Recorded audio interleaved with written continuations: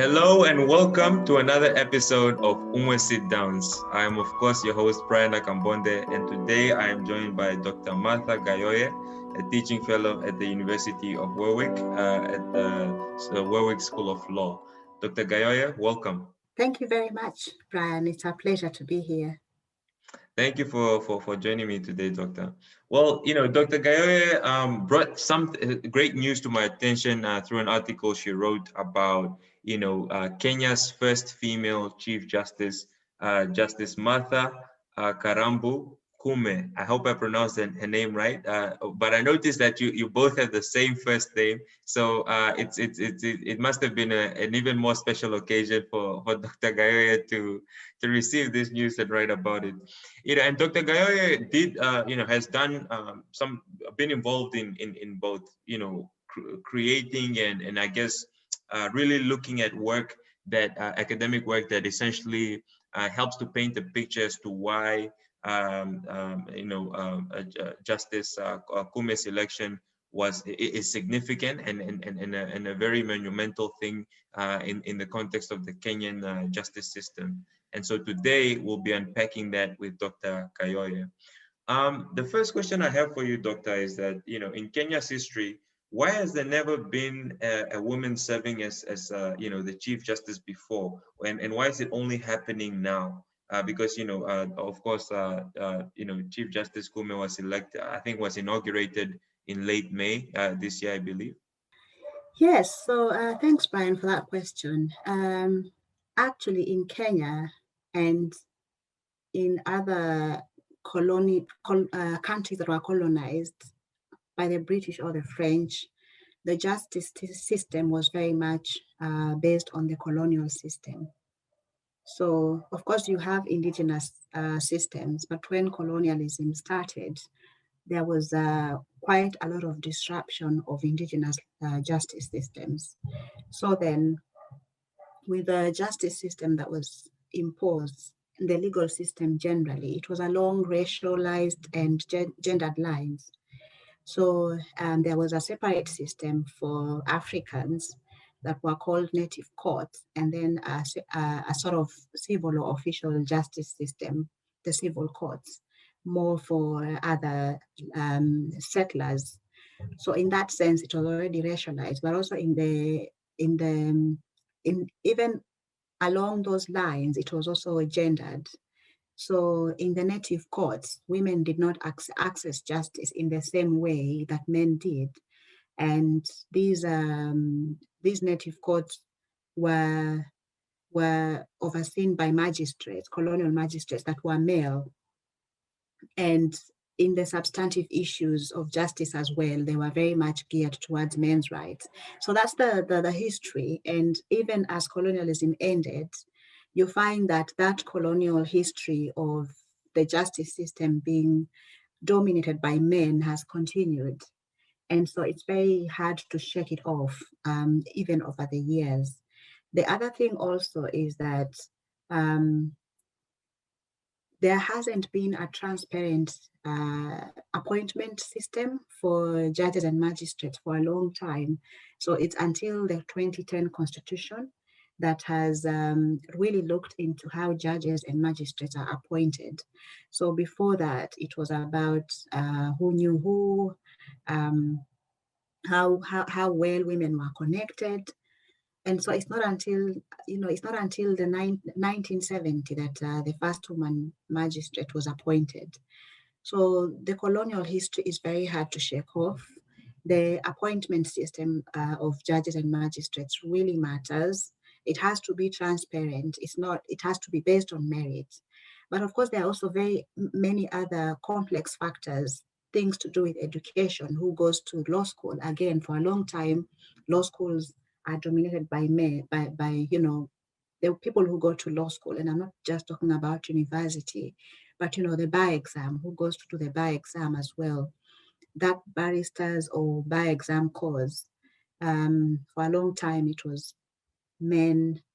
And even when we reached a point where there were more women graduating from law schools, still the number of magistrates continued being lower. So that's really there are many complex factors that we can't all explore, but barriers to access to education, women's traditional roles in society, they all contribute to this. But the main point is when it comes to the courts, is the transparent appointment system and that colonial legacy of courts being dominated by male judges. Right.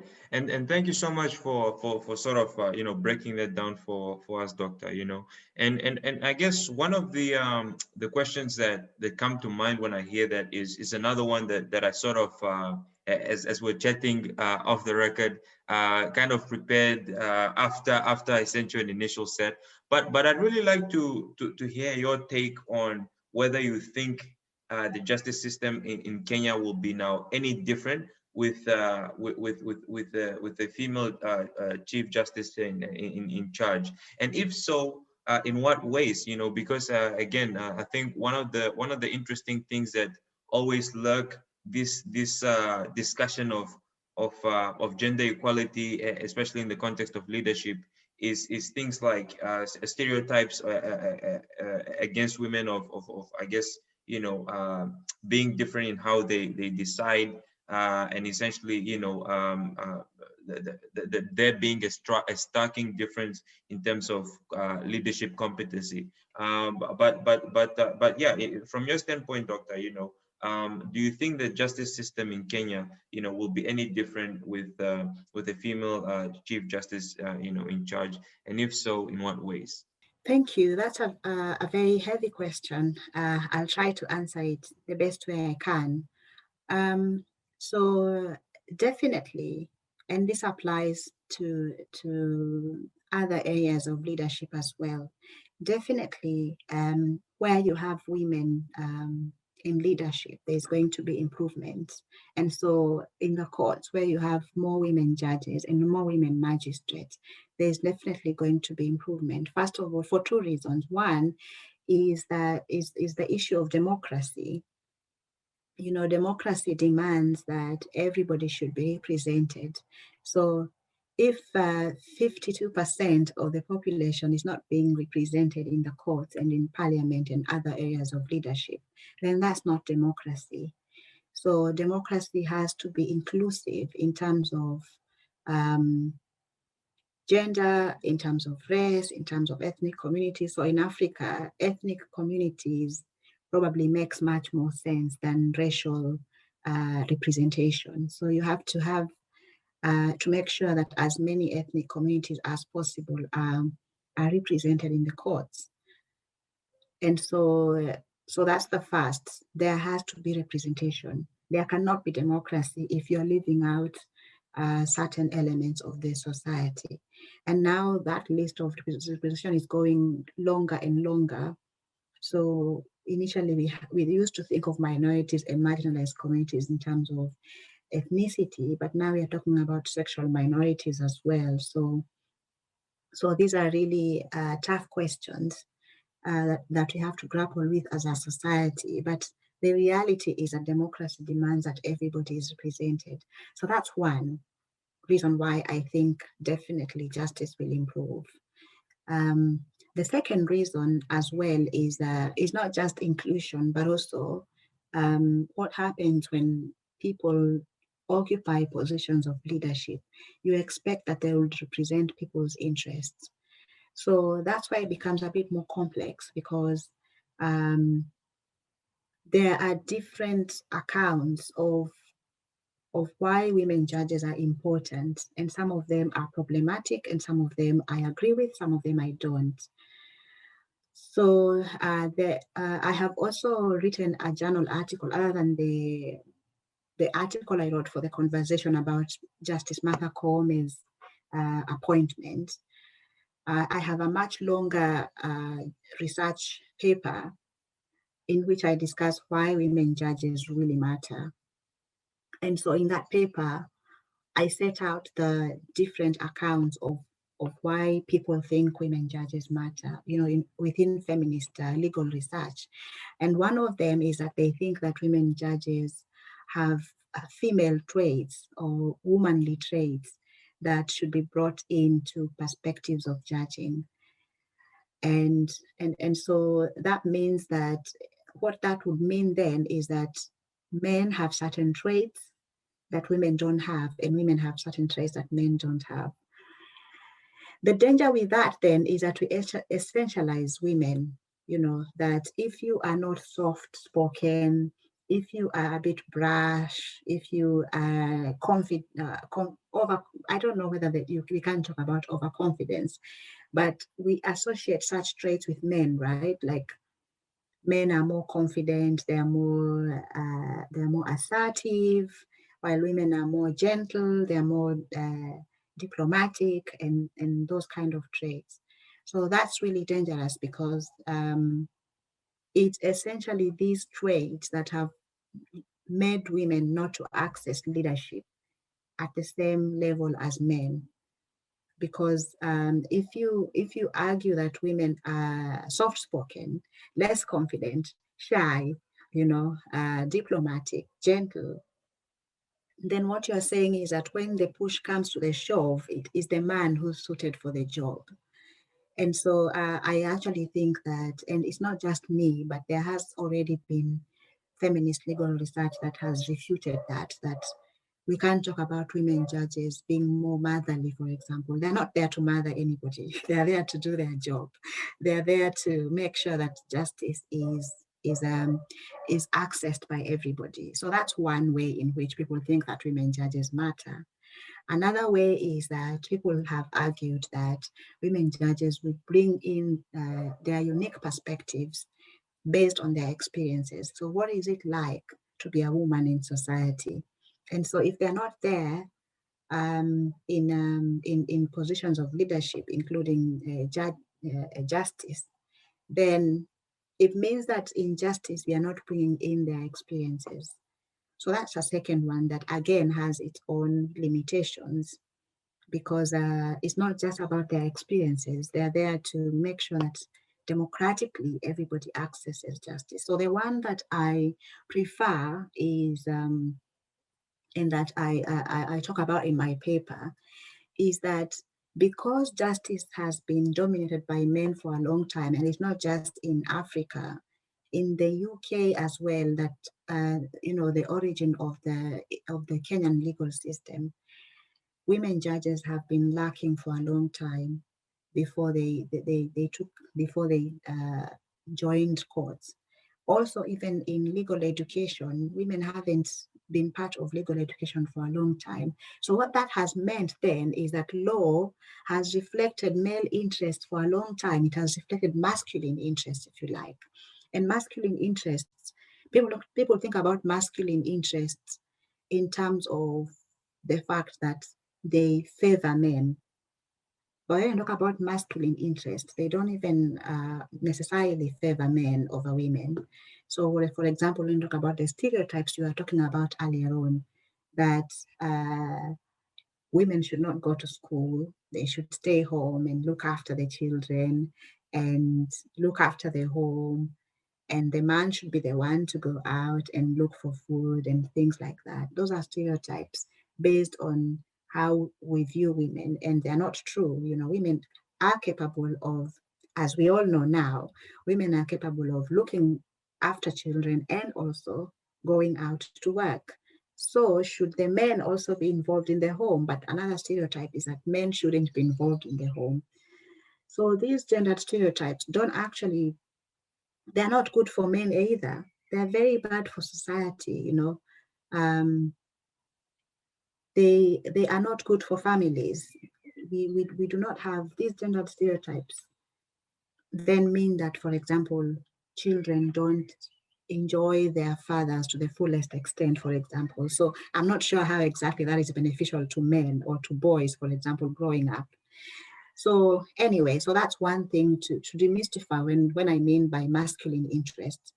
The law has reflected masculine interest for a long time. So the more women judges you have, the more we dismantle these masculine interests, the more we dismantle these stereotypes. So for example, that women shouldn't own property. That's a stereotype that is really damaging. When you think, for example, about widows, as a man, if it was me as a man and I I unfortunately died before my wife does, I would really want my wife and children to be looked after properly. But if I know that when I die, my relatives are likely to take everything that I've left for my family, how exactly is that beneficial for me? But it's based on the stereotype that women shouldn't own property, you know. So yes, and in the paper that I wrote, I was looking specifically at division of matrimonial property. You know, upon divorce, how much share should go to women and how much share should go to the husband. And again, overwhelmingly, it's men who get the majority of the share, whether the woman has been looking after the children or the home or not. Right. It's basically same, yeah. Right. And so, Mhm. Doctor, I think there was a very profound kind of deep dive, right, into understanding really the dynamic of gender, right, in how it's kind of seen from the literature surrounding at least the Kenyan judiciary system, and it was very interesting to see how you essentially said that, yeah, the key thing here is that representation is a must in a democracy, right? Which is why the news of your namesake, yeah, being elected as Chief Justice is great, and then we also kind of looked into why it is that we have women being less represented in sort of like higher ranking position in the Kenyan judiciary system. And so my next question is, how can we get there?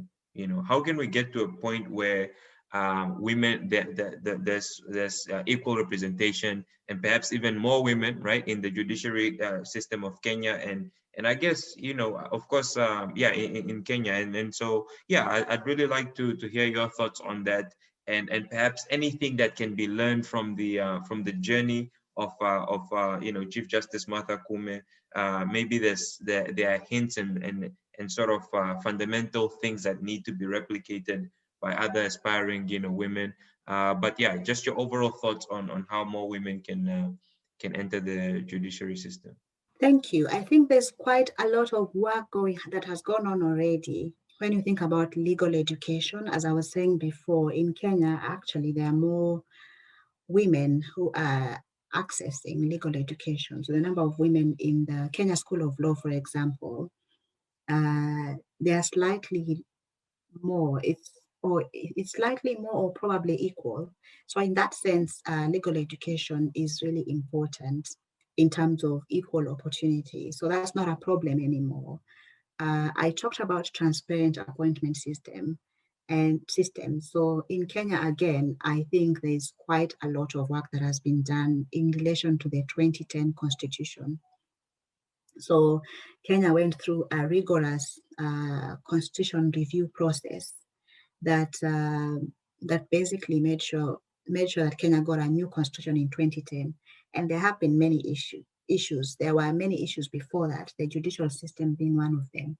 People had lost trust in the judicial system altogether. So it was not just in terms of gendered access to justice. It was about ethnic tensions as well, election tensions, election irregularities, um, and the state basically being ruled by political elite classes. So that sets the background to say that the 2010 constitution is a good platform. So I think constitution review, and I'm not suggesting revolutions, but some of these things require a lot of fundamental, wide-scale changes to the system. And so I'm thinking about South Africa and Kenya, for example. There has been a lot of work around constitution review. So what that has done is that there is a system for appointing judges more transparently. And there has also been a system where judges have been vetted. Again, that is very political, but there was a process that was there where it was made sure that the judges who are now there will be less corrupt, more efficient, and will deliver justice without partisanship. So in that sense, that's a whole wide-scale range of reforms that is going on in Kenya at the moment. So it's not just a job in isolation to make sure that women judges are appointed. It's part of that whole process, and it's very political. And the Supreme Court itself is a very political institution. So I may not be able to get into the politics of it. Like there's quite a lot of political processes because again so we have an independent judicial service commission that is responsible for hiring magistrates and judges. So they nominate, they hire the magistrates. They hire the magistrates, they nominate high court judges and court of appeal judges and Supreme Court judges, but it is parliament that approves them. For the Chief Justice, the president has to appoint the Chief Justice. So you see how political it is. But one factor that has really worked for Kenya is the two-thirds gender principle. Without the two-thirds gender principle, the Supreme Court and the Court of Appeal and the High Court would not have the number of women that they have now. Basically, that principle means that in any institution, you should not have more than two-thirds of the same gender.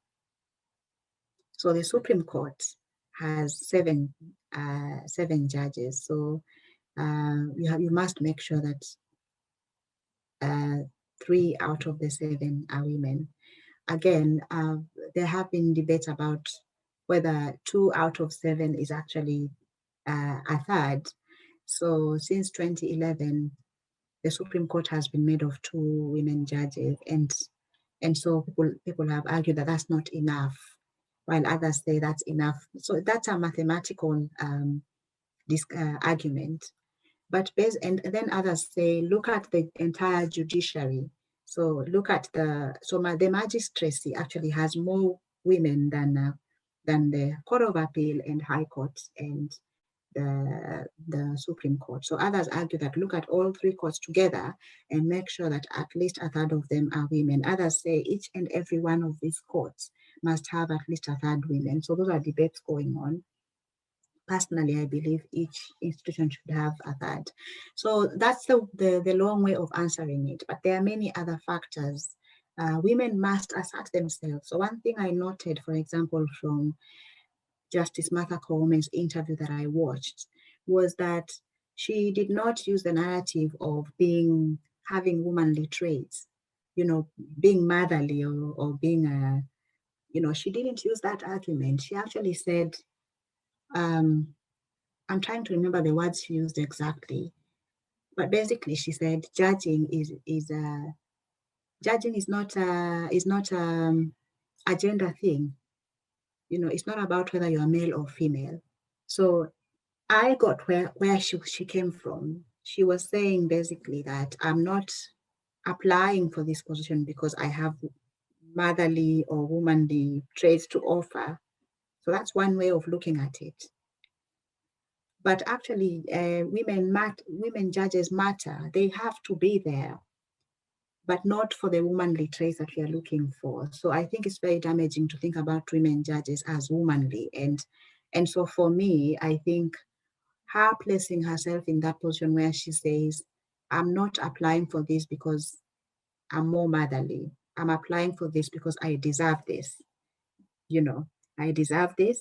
I should be there. I have something to offer for justice. And as I said in that article I wrote for the conversation, she has done quite some work on access to justice for women and children with the Kenya Women Judges Association. She has been an active member, and it's not work that she does on her own.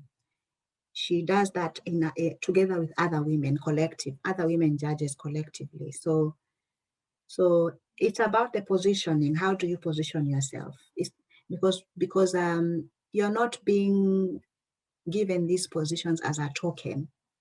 You're going there because you deserve the position, because democracy demands that women should be represented. So the narrative around these women judges sometimes very damaging, but Justice Martha Koome, Chief Justice Martha Koome did not use it. And that for me was very impressive. Right. Wow.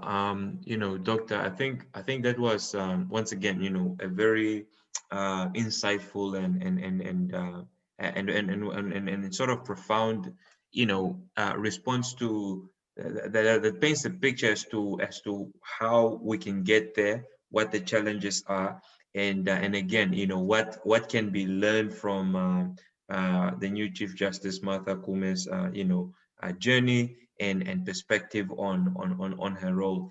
And with all that said, I really thank you, Dr. Gayoye, for your time, insight, and profound, once again, knowledge from your work. And I hope that, to our listeners out there, I hope that you are now more knowledgeable about the Kenyan judiciary system, and essentially, this great news that has come out of Kenya, and how there's still nonetheless more work to be done. Dr. Gayoye, thank you so much for your time. I'll give you the floor for any last words that you'd like to say before we sign off here. I would say thank you. Thank you for having me, and well done on the work you're doing on highlighting African issues, not just on justice, but basically other issues of African interests. And yeah, keep going and keep highlighting these issues.